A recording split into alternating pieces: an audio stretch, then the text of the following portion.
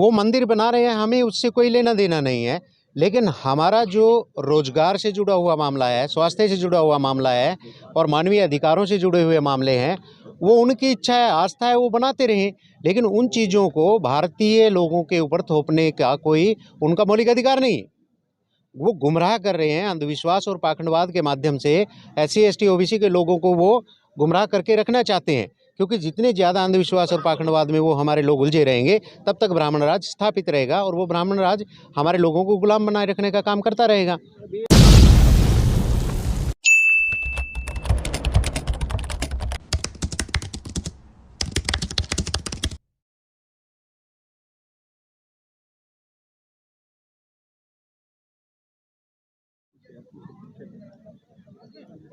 Sir परिचय बता देंगे। हाँ, मेरा नाम सम्राट सत्यवान।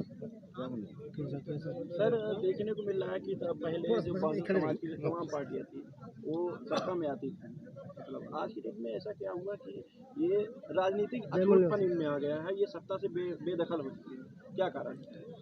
देखिए, भारत में ब्राह्मण राज कायम हो चुका है और ब्राह्मण राज के माध्यम से कांग्रेस और बीजेपी, केवल कांग्रेस आती है, बीजेपी जाती है, बीजेपी आती है, कांग्रेस जाती है। इन्होंने उसी को ही लोकतंत्र माना हुआ है, मगर वो लोकतंत्र नहीं, वो इन्होंने ब्राह्मण तंत्र प्रस्थापित कर दिया है। और नए तीसरे मोर्चे की जो मांग या गठन, जो देश भर में ये विचारधारा, जो समानतावादी लोग मिल कर के अपना तीसरा मोर्चा खोलना चाहते हैं, तो ब्राह्मणवादी उन क्षेत्रीय पार्टियों को ख़त्म करके, क्षेत्रीय पार्टियां उनके रास्ते में रोड़ा है। जब तक क्षेत्रीय पार्टियां रहेगी तब तक वो अपना मुकाम हासिल नहीं कर सकते, इसलिए उन्होंने सबसे पहले क्षेत्रीय पार्टियों को ख़त्म करने का काम किया। और वो केवल और केवल पार्टियों के नाम पे वो ब्राह्मण राज को स्थापित करना चाहते हैं, और ये उनका लक्ष्य यही है। सर, अब बामसेब का अधिवेशन चल रहा है, भारत मुक्ति मोर्चा का अधिवेशन चल रहा है। आप लोगों पर आरोप लगता है बामसेब और भारत मुक्ति मोर्चा के कार्यकर्ताओं पर कि आप लोग ब्राह्मणवाद का बड़ा विरोध करते हैं और इससे धार्मिक भावना या उनकी समुदाय में एक रोष पैदा कर रहे हैं उनके खिलाफ। देखिए, ये अगर किसी का हक अधिकार के बारे में बोलना अगर उनको गलत लगता है, उनकी भावनाएं आहत होती है, तो ये तो उनका दोष है ना। अगर हमारा अधिकार, हम ज़्यादा संख्या में लोग हैं और हमें रहने के लिए, खाने के लिए, पढ़ने के लिए, अगर हमारे मौलिक अधिकारों का हनन अगर कोई करेगा, तो मौलिक अधिकारों के बारे में बोलने के लिए तो संविधान में अधिकार दिया हुआ है। और वो अगर बोलने से और अधिकार मांगने से अगर उनको तकलीफ़ होती है, भावनाएं भड़क रही है, तो वो तो संविधान सम्मत है। जी, देखा गया कि देश भर में बहुत सारे जो ब्राह्मण समुदाय के लोग हैं, आप लोग विरोध करते हैं, लेकिन जंतर मंतर पर जिस तरह संविधान को जलाया गया, आज वो लोग संविधान को नहीं मान रहे हैं, कह रहे हैं कि हिंदू राष्ट्र बनाएंगे और सनातन धर्म की स्थापना होगी। किस तरह देखते हैं? देखिए, भारत में हजारों सैकड़ों सालों से ब्राह्मण राज स्थापित है, और जैसे जैसे बामसेब और भारत मुक्ति मोर्चा का कारवां बढ़ रहा है, आज की डेट में भारत मुक्ति मोर्चा ने देश भर में एक आंदोलन खड़ा कर दिया है। SC ST OBC और माइनॉरिटीज़ में सिख है, बुद्ध है, ईसाई है, जैन है, लिंगायत है, जो समानता को मानने वाले लोग हैं, धर्म है, वो सारे के सारे बामसेब की विचारधारा के साथ जुड़ रहे हैं। और ये जुड़ रहे हैं इसीलिए जो भारत में ब्राह्मण वर्ग है उनको खतरा पैदा हो गया है।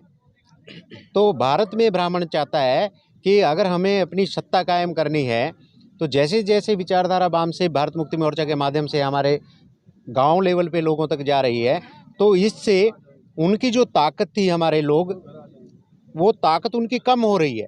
और इसीलिए वो पहले हिंदू राष्ट्र हिंदू राष्ट्र हिंदू राष्ट्र का आलाप रट रहे थे। जैसे ही बामसेब ने हिंदू की पोल खोली कि हिंदू में तो केवल ब्राह्मण हैं, बाकी सारे देश के मूल निवासी हैं, इस वजह से उन्होंने अभी हिंदू छोड़ करके शब्द को उन्होंने सनातन शब्द अपना लिया है, और सनातन शब्द भी उन्होंने चोरी किया है। सर, बात आप तो सही कह रहे हैं, लेकिन तमाम OBC के लोग आज भी उनको धर्म ज़्यादा दिख रहा है, क्योंकि वो राम मंदिर बनाने में ज़्यादा लगे हुए, उनको राम मंदिर, उनको रोजगार से मतलब नहीं है। अभी आप देख रहे हैं कि राम मंदिर बनकर तैयार होने वाला, उसका उद्घाटन होने वाला है, इस पर क्या कहेंगे सर आप? देखिए, वो मंदिर बना रहे हैं, हमें उससे कोई लेना देना नहीं है। लेकिन हमारा जो रोजगार से जुड़ा हुआ मामला है, स्वास्थ्य से जुड़ा हुआ मामला है और मानवीय अधिकारों से जुड़े हुए मामले हैं, वो उनकी इच्छा है, आस्था है, वो बनाते रहें। लेकिन उन चीज़ों को भारतीय लोगों के ऊपर थोपने का कोई उनका मौलिक अधिकार नहीं है। वो गुमराह कर रहे हैं अंधविश्वास और पाखंडवाद के माध्यम से। एससी एसटी ओबीसी के लोगों को वो गुमराह करके रखना चाहते हैं, क्योंकि जितने ज़्यादा अंधविश्वास और पाखंडवाद में वो हमारे लोग उलझे रहेंगे, तब तक ब्राह्मण राज स्थापित रहेगा और वो ब्राह्मण राज हमारे लोगों को गुलाम बनाए रखने का काम करता रहेगा। अभी राष्ट्रीय पिछड़ा वर्ग मोर्चा के राष्ट्रीय चौधरी विकास पटेल जी ने कल ही ऐलान किया कि जिस दिन राम मंदिर का उद्घाटन होगा उस दिन हम लोग पूरे देश में काला दिवस मनाएंगे। क्या कारण है कि उस दिन हिंदुओं का सबसे बड़ा पर्व माना जाना चाहिए, क्योंकि राम मंदिर का इतने दिन से वो लोग इंतजार कर रहे थे कि राम मंदिर बनेगा तो हर्षोल्लास पूरे देश में मनाया जाएगा, लेकिन ये क्यों अनाउंस करना पड़ा कि हम उस दिन काला दिवस मनाएंगे?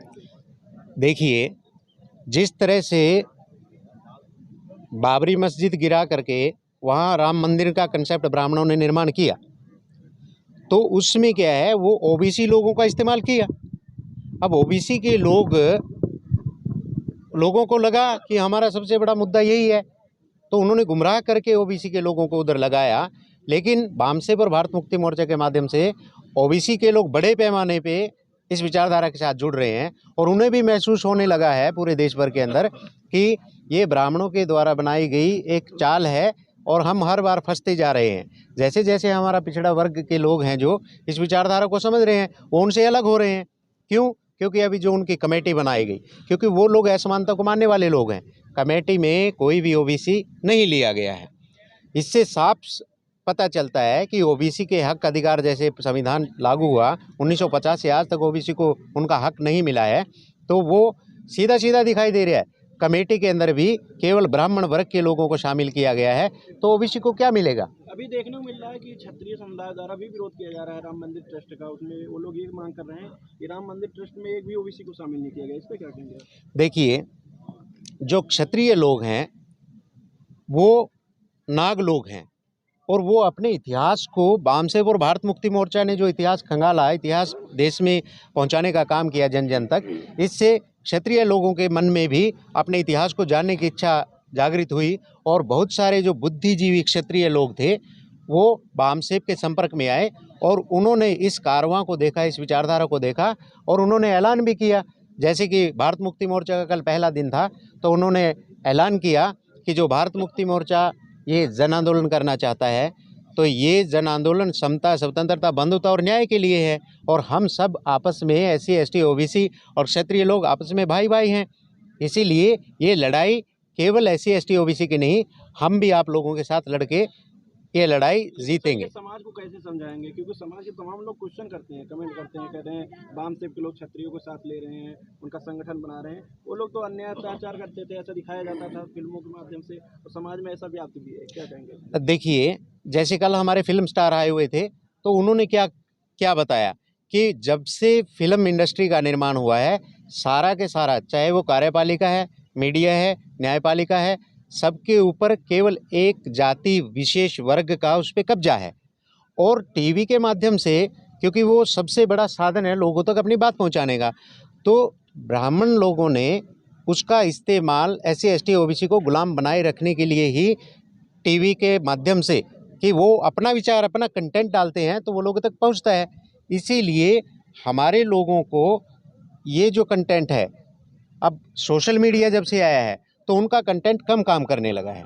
इसीलिए हमारे लोगों को उनके साथ फंसना नहीं चाहिए और बामसेब और भारत मुक्ति मोर्चा को ताकत के रूप में देखना चाहिए, उनके साथ जुड़ना चाहिए, तभी हमारी मुक्ति संभव है। सर, सोशल मीडिया की बात की, अभी जिक्र किया आपने सोशल मीडिया का, तो उसमें ये कहा जा रहा है कि जो बहुजन मीडिया चला रहे हैं, बड़ी पाबंदियां लाई जा रही है। ये भी कल को बंद हो जाएगा तो क्या करेंगे आप लोग? देखिए, हमारे पास अभी जो जितना समय है, सोशल मीडिया हमारा हथियार है। जब देश के लोगों को उनके फंडामेंटल राइट्स और जो मौलिक अधिकारों को अगर रोका गया, तो जो ये आप देख रहे हो कितने हजारों लाखों की संख्या में जो ये मैसेज जा रहा है, लाइव करोड़ों लोग देख रहे हैं, तो ये मैसेज तब तक गांव-गांव तक जा चुका होगा। अगर लोगों को पूरा भारत बंद करने की ज़रूरत पड़ी, जब सारे मौलिक अधिकार खत्म होंगे तो सारे लोगों को सड़कों पे आना पड़ेगा, तो एक वो रास्ता तो अपनाना पड़ेगा ही। और हमारे हक अधिकारों को पाने के लिए मूल निवासियों को संविधान के दायरे में वो ऐसा करना पड़ेगा। इधर आप लोगों को समझा रहे हैं, तमाम बहुजन समाज के ही लीडर हैं, उन लोगों को गुमराह कर रहे हैं, इनसे कैसे निपटेंगे आप लोग? देखिए, बामसेफ एक कैडर बेस ऑर्गेनाइजेशन है और इनके पास ये जन आश्रित आंदोलन है। बामसेफ और भारत मुक्ति मोर्चा के लोग अपने समाज के लोगों से धन लेकर के आंदोलन खड़ा कर रहे हैं, वो किसी से टाटा बिरला से नहीं ले रहे हैं। इसलिए हमें 100% विश्वास है कि हम अपने समाज के लोगों के अंदर ये विचार पैदा करेंगे। आज से 48 साल पहले हमारे समाज में जागृति नहीं थी, लेकिन ये बामसेफ की बदौलत है कि इतनी संख्या में 5-5 दिन के कार्यक्रम लोगों को समझाने के लिए आयोजित किए जा रहे हैं। ये बहुत बड़ी ताकत के रूप में आज आप अगर देखोगे, आरएसएस को सबसे ज़्यादा खतरा केवल मात्र बामसेफ भारत मुक्ति मोर्चा से है। क्यों? क्योंकि वो आज बामसेफ भारत मुक्ति मोर्चा वो आरएसएस से आगे निकल चुका है, ये उसकी ताकत है। इसीलिए आरएसएस के चीफ को बार बार अपनी शब्दावली में, अपनी सोच में वो भले ही बोल रहा है, परिवर्तन करना पड़ रहा है। किसकी वजह से? बामसेफ की वजह से। तो परिवर्तन होगा और परिवर्तन का नियम भी है। परिवर्तन करने वाले लोग जब परिवर्तन करते हैं तो दुनिया की कोई भी ताकत परिवर्तन होने से रोक नहीं सकती है, और ये परिवर्तन करने की तैयारी कर रहे हैं। जी, क्या संदेश देंगे तमाम SC ST OBC के लोगों को? मैं आप चैनल के माध्यम से सभी देश के लोगों से अपील भी करना चाहता हूं और एक संदेश देना चाहता हूं। जैसे आप पिछले 4 दिन से ये कैडर बेस कार्यकर्ताओं को देख रहे हैं कि हमें SC ST OBC convert minorities के लोगों को और आपस में गांव-गांव में जाकर के जोड़ना है, जोड़ करके इस शक्ति का निर्माण करना है और हमारे जो मौलिक अधिकार हैं, संवैधानिक अधिकार हैं, उस संविधान के अधिकार को लागू करके समानता, स्वतंत्रता, बंधुता और न्याय पर आधारित समाज और राष्ट्र का निर्माण करने के लिए हमें ये विचारधारा जन जन तक पहुंचाने के लिए यहाँ से जाने के बाद उन लोगों को समझाना होगा और इस संगठन से जोड़ना होगा। जुड़कर संगठित शक्ति से ही हम मुकाबला कर सकते हैं। मैं इस मौके पर इतना ही कहना चाहूँगा। बहुत बहुत धन्यवाद। आप